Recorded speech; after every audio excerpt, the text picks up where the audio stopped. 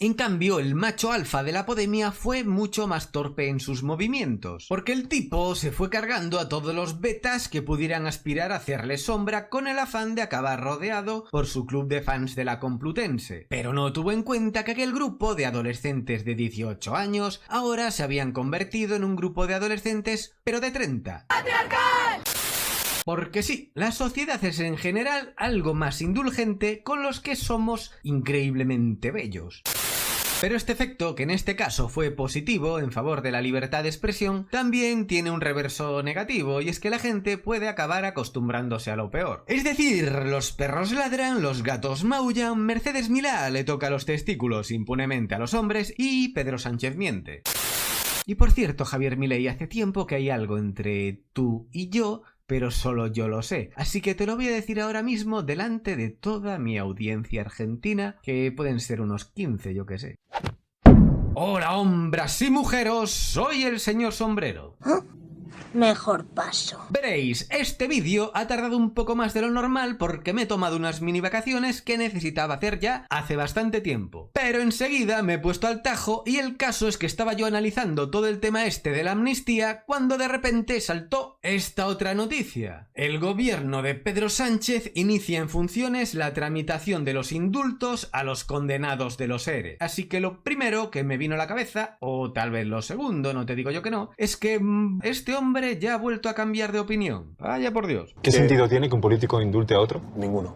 Absolutamente ninguno. Y yo siento vergüenza de eso. Porque sí, el tipo había dicho de todas las formas posibles que con él se iban a acabar los indultos a los políticos por casos de corrupción. Aunque supongo que no le dejamos acabar la frase y lo que quería decir es que se habían acabado los indultos salvo cuando los corruptos fuesen de la PSOE. Así que, fallo nuestro. Nos falta escucha proactiva, que se dice. Asertividad, ¿no? Aunque ya fuera coñas, lo que hice fue apuntar esta nueva trola en el contador de trolas de Pedro el Trolas y hacerme una pregunta. ¿Por qué? ¿Por qué? ¿Por qué? ¿Por qué? ¿Por qué? ¿Por qué, miau? Me refiero a por qué este tipo se ha vuelto ya tan absolutamente invulnerable a sus propias mentiras que hasta parece salir reforzado de ellas. Pero entonces, ¿sabéis quién me vino a la mente?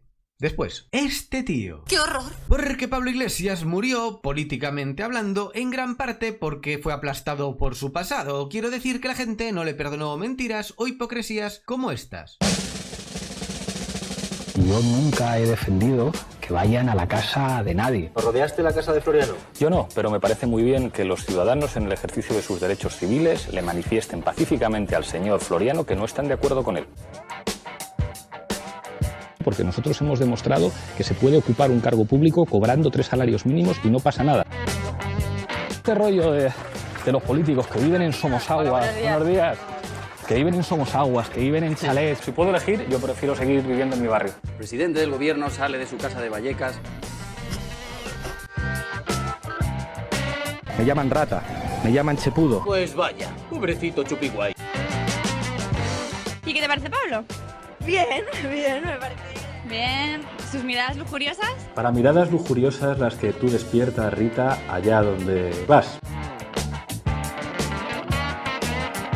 No estaría dispuesto a formar parte de un gobierno que no presidiera. Creo que esta afirmación retrata al personaje y lo más digno que podría hacer es dimitir. No está nada mal, no. Pero solo con esta intervención que os voy a poner ahora, Pedro se pasa a Pablo por la piedra. Y siempre se ha dicho, y por parte además de mis adversarios políticos, que en fin, que estaba tan desesperado que quería ser presidente del gobierno a cualquier costa y que me iba a poner en brazos, me iba a echar en brazos de los independentistas y que Iglesias iba a tener el CNI, la Radio Televisión Española, que ya saben ustedes que son los ministerios sociales que siempre los votantes de Podemos habían aspirado a que Iglesias tuviera, ¿no?, en ese futuro gobierno.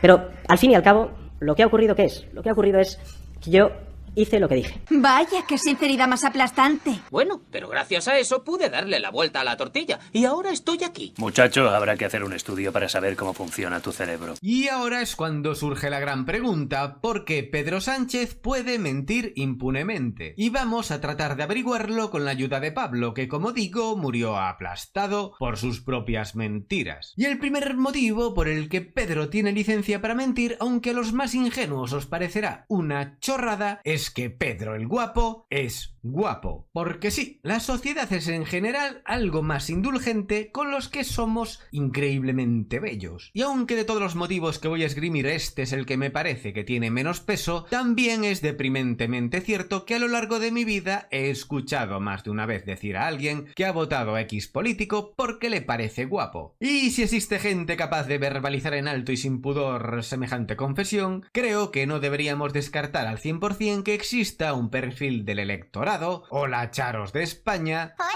especialmente predispuesto a tragar con todo lo que diga Mr. Hanson. Yo creo que podría perdonarle cualquier cosa, por mal que se portase. Pero tampoco te confíes, Pedro el Beauty, porque últimamente se te está viendo más ajado y se te está poniendo cara de Drácula en cualquiera de sus versiones. Y pasamos al segundo motivo por el que Pedro el Transilvano es invulnerable a sus mentiras, que sería una combinación entre lo que he denominado el efecto South Park con lo que podríamos llamar el efecto malabarista. Me explico. La serie de televisión South Park, al ser tan políticamente incorrecta, resultaba muy polémica en sus inicios, pero tal y como confesaron sus propios creadores, la gente se fue acostumbrando a que South Park es South Park y poco a poco las polémicas fueron desapareciendo. Pero este efecto, que en este caso fue positivo en favor de la libertad de expresión, también tiene un reverso negativo, y es que la gente puede acabar acostumbrándose a lo peor. Es decir, los perros ladran, los gatos maullan, Mercedes Milá le toca los testículos impunemente a los hombres y Pedro Sánchez miente. Y el efecto malabarista consiste en que Pedro Sánchez miente tanto que aunque tú quieras señalar sus mentiras, cuando intentas enfocarte en una, él ya ha soltado la siguiente, así que seguirle el ritmo resulta muy complicado, incluso para algunos veteranos de su propio partido. Uno defiende lo que defiende su organización, su secretario general, su presidente, y lo sigue defendiendo durante un tiempo, pero es que mientras tanto el otro ha cambiado. Entonces yo debo tener pilas Duracell, porque yo sigo defendiendo, y resulta que ya me encuentro con que el otro está defendiendo una cosa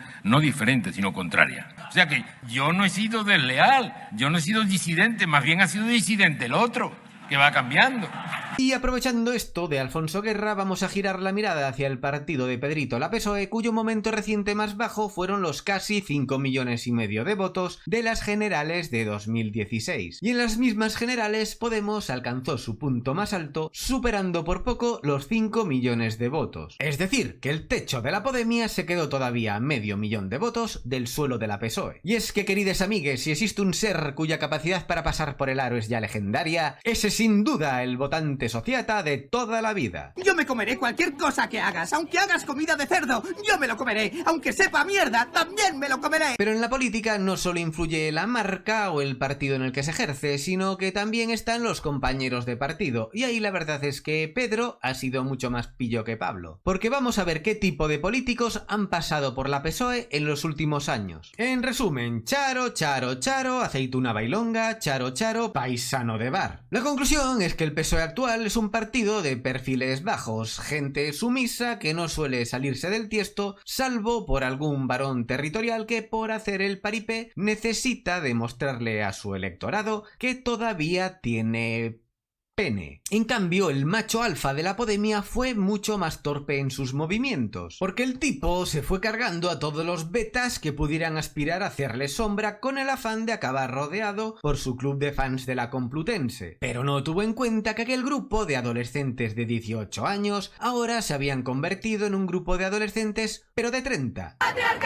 Así que los escándalos de Maripepis y el resto de sus acólitas del ministerio empezaron a pesar cada vez más y más en la mochila de Pablo, lo que por cierto explicaría también cierta protuberancia trasera. Moraleja, si te vas a rodear en política de gente mediocre, procura que sea gente mediocre, pero callada. Y llegamos al penúltimo punto en el que nos vamos a centrar en comparar las mentiras de uno y otro. A ver, las trolas de Pablo Iglesias son las hipocresías típicas de todo comunista cuando debe dar el salto desde la teoría hasta la práctica. Que si no vamos a cobrar más de 3 sueldos mínimos, que si jarabe democrático para los demás, que si en Vallecas huele a obrero y yo me marcho a Galapagar. Nada nuevo, porque os voy a decir un secreto. Un comunista no es más que un capitalista con el puño en alto porque tiene carencias y necesita que alguien le haga casito. Seguramente sus padres lo abandonaban en la cuna durante horas y por eso el chaval, pues, puño en alto, aquí.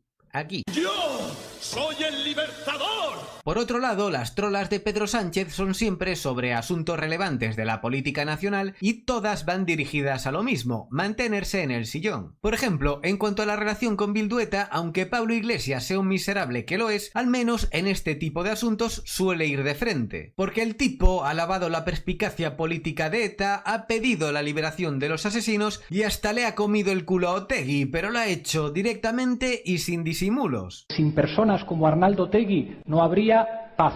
En cambio, el estilo de Pedro es un poco más enrevesado. Pues estoy diciendo que con Bildu no vamos a pactar. Si quieres lo digo 5 veces o 20 durante la entrevista. Con Bildu no vamos a pactar. Con Bildu, se lo repito, no vamos a pactar. ¿Pactar con los que no condenan a los asesinos de ETA o no? O ahí ya...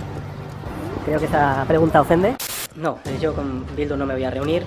Al único partido, y eso sí se les anuncio, que no vamos a hablar y no vamos a entablar ese diálogo es con el partido de Bildu.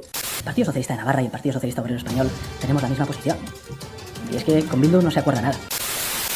Y como sabréis, hace apenas unos días se reunió personalmente con Bildu y además muy poco tiempo después de que los bilduetarras se negasen a condenar la profanación de la tumba de precisamente un socialista, Fernando Buesa. Y entonces, si uno miente más que el otro y lo hace además sobre cuestiones más relevantes, ¿por qué uno va camino de volver a ser presidente y el otro se tuvo que marchar de la política por la puerta de atrás y con su imagen totalmente quemada? Y la respuesta definitiva a esta pregunta es la de siempre, el relato. Porque se habla mucho y con razón de la influencia cada vez mayor de las redes sociales, pero también es cierto que en 2023 todavía es necesario para ganar unas elecciones generales tener el apoyo como mínimo de un gran medio de comunicación. Incluso Trump, por ejemplo, contó con la ayuda de la Fox. Por eso no es nada aconsejable tener un divorcio duro justo con el medio en el que construiste tu carrera política. Pero os voy a poner un ejemplo concreto sobre manejo del relato. En el caso que os comentaba al principio de los ERE, y conforme se vaya acercando el momento de conceder los indultos, empezaremos a escuchar cada vez más y más en los medios de comunicación este argumento. Es que realmente ellos no robaron nada, porque no se metieron el dinero en sus propios bolsillos. A ver, hijos de puta, los 680 millones de euros en los que como mínimo se estima el fraude de los ERE se utilizaron para crear una red clientelar, es decir, para crear voto cautivo, con el objetivo de perpetuarse en el poder, y de este modo seguir cobrando sus sueldazos hasta el infinito y más allá. Pero por desgracia para la PSOE, esta vez fueron tan brutos que les pillaron y ahora el que gobierna en Andalucía es este vendedor de aspiradoras a domicilio. Así que cuando escuchéis que Chávez, Griñán y el resto de altos cargos del Partido Socialista no se metieron un euro en el bolsillo, no solo es mentira porque sí lo hicieron, sino que además hicieron algo todavía más grave, como es intentar atentar contra las bases mismas del sistema democrático. Pero el problema es que esto que os acabo de contar poco o nada lo vamos a escuchar en los medios de comunicación y sí que nos vamos a hartar en cambio de escuchar toda una retahíla de excusas intentando justificar los indultos para los líderes de una trama que, entre otras cosas, se gastaba el dinero de los parados en Andalucía en cocaína y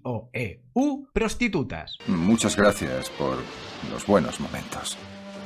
Y en cuanto al otro gran tema que os comentaba, la amnistía, simplemente escuchad esto. Cuando hablamos de amnistía hay que valorar si está permitida o no permitida constitucionalmente y cuáles son los límites y demás, pero es que hay otros mecanismos. Es muy complejo desde mi punto de vista, es prácticamente inviable dentro del marco constitucional.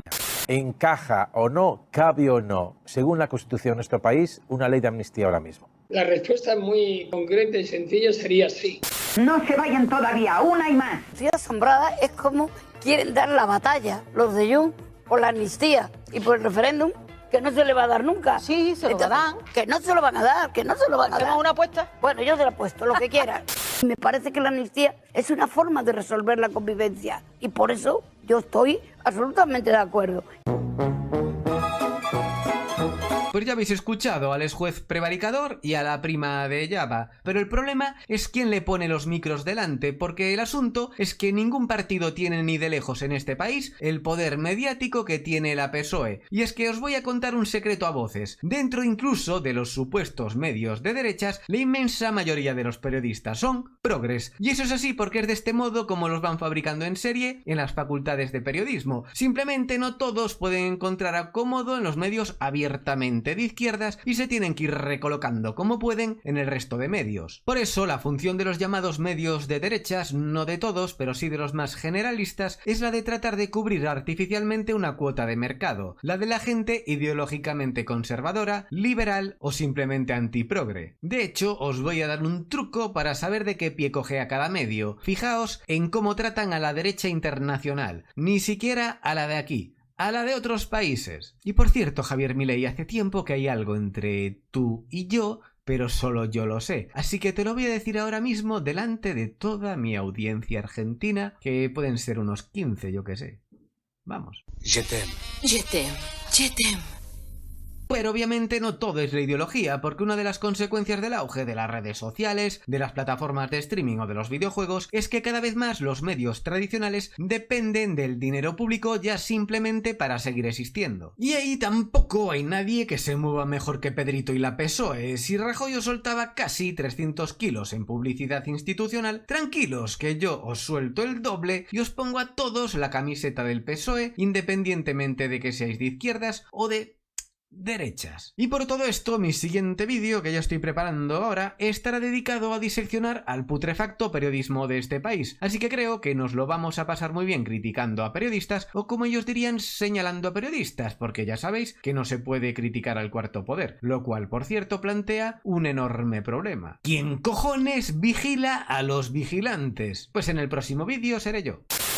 Pero antes y para finalizar, ya veis que me he trasladado a mi set de noticias de última hora, porque resulta que Javier Milei está más cerca de conseguirlo. Pero eso nos lleva a preguntarnos si realmente estamos ante la excepción del hombre que conseguirá vencer a todo el poder mediático. Porque no soy un experto en medios argentinos, pero sí que conozco a algunos de los periodistas se supone que más importantes del país. Y lo que he visto es como Viviana Canosa traicionaba a Milei en cuanto vio que la candidatura del Peluca era una amenaza real para el sistema y no una moda de la que sacar provecho. También he escuchado a un Feynman en versión eunuco masajeando suavemente a Bullrich, la competencia digamos que pepera de Milei. Y luego está Fantino surfeando la ola de la ambigüedad en modo experto para quedar bien con todo el mundo. Y por eso le pregunto a mi numerosísima manada argentina, a los 15 de antes, ¿realmente no tiene Milei ningún apoyo sólido dentro de los medios tradicionales? Porque si es así ya sabemos cuál es una condición indispensable para derrotar a todo un poder mediático, y es que el país esté tan hundido en la miseria y en la delincuencia como para que la gente decida tomar las riendas de sus vidas y mandar también a la casta periodística a tomar por el... ¡Viva la libertad, carajo! Así que no os olvidéis de darle al like si os ha gustado y de suscribiros si queréis pillarme más material. Y nada más, bienvenidos a la batalla por el relato, porque lo que importan no son los hechos, pues a ellos jamás les han importado, sino cómo se cuentan. El presidente del gobierno nunca ha dicho que ha visto un delito de rebelión en Cataluña. Creo que clarísimamente ha habido un delito de rebelión, de sedición en España. Quería recordar la frase exacta a mediados del pasado mayo que dijo: lo que se produjo el pasado 6 y 7 de septiembre... Pasado mayo. Ah, lo dice porque pasado mayo. Entonces lo decía como líder del... Es que usted me ha preguntado por el presidente del gobierno. Pasado mayo. Bueno, pero es la misma persona, ¿no? No, es que... Pero